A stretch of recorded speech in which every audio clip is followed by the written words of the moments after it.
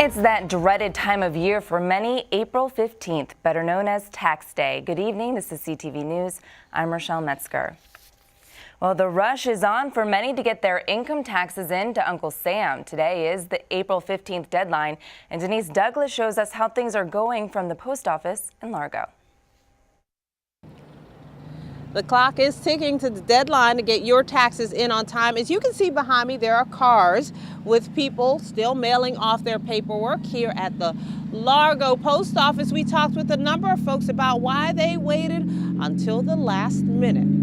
I'm not getting a refund. If I was getting a refund, I probably would have filed my taxes in January. Okay, and do you ever have any problems mailing this at this late hour? No, I don't. Normally, I get in and get out. They expect the crowd because this is the last day for you to file your taxes. Well, it was a new process. This is a new process for me this year, so in terms of business.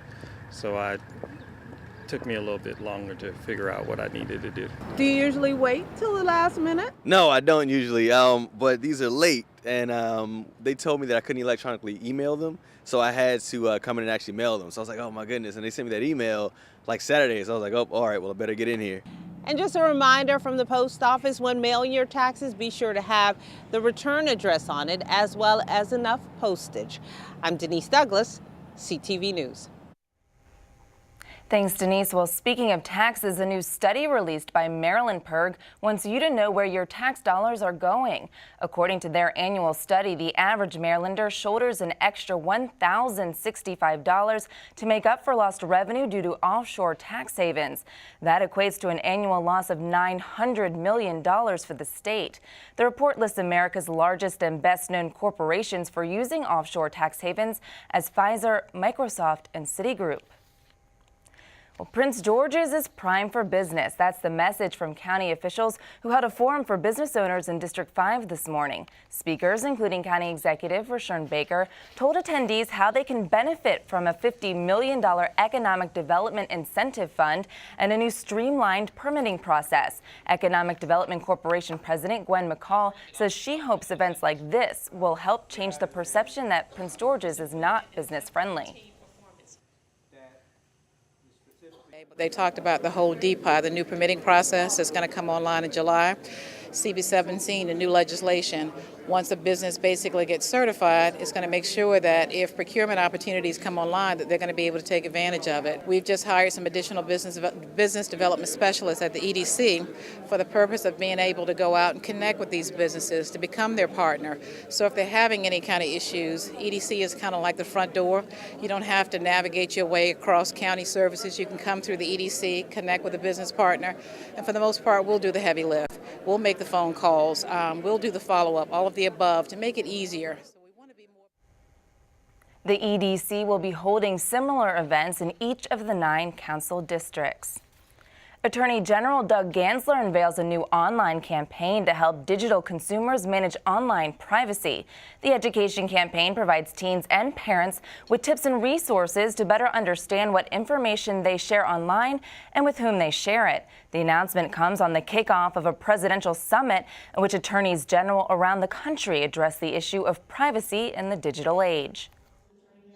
Together all the attorneys general from the United States to come to National Harbor here in Maryland to discuss privacy, the implications of where to draw the line for consumers in terms of privacy and where do the legitimate business interests of the internet providers end.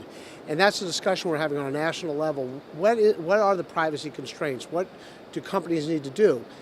Clearly what we're interested in is for consumers to understand what the privacy policy is of a particular website or company, and to be able to easily access that privacy policy and to opt out if they choose to do so. We've started a partnership between Facebook and the Attorneys General so that people can answer their questions regarding the privacy policies on Facebook in a very easy and attainable fashion. Because, you know, they have over 1 billion users now on Facebook.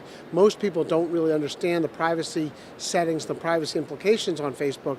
So the Attorneys General and Facebook have partnered together to make those answers more readily available to consumers. Gansler joined with Facebook's Chief Operating Officer Sheryl Sandberg in addressing top questions about general internet safety and cyberbullying. Log on to oag.state.md.us for more information. Prince George's police want your help tonight in identifying a robbery suspect. Authorities say this man robbed a Clinton liquor store at gunpoint last week. It happened Tuesday night around 9:30 in the 9800 block of Piscataway Road. Anyone with information on the suspect or the robbery is asked to call Crime Solvers at 1-866-411-TIPS. A Prince George's County jury awards $90 million to the family of a 13-year-old girl killed while trying to catch a school bus back in 2009. Crossland High School freshman Ashley Davis was crossing Brinkley Road in Temple Hills when she was struck by a car. According to court documents, Davis's bus driver persistently failed to stop at the proper stop on the north side, so she began catching a different bus on the south side of the street.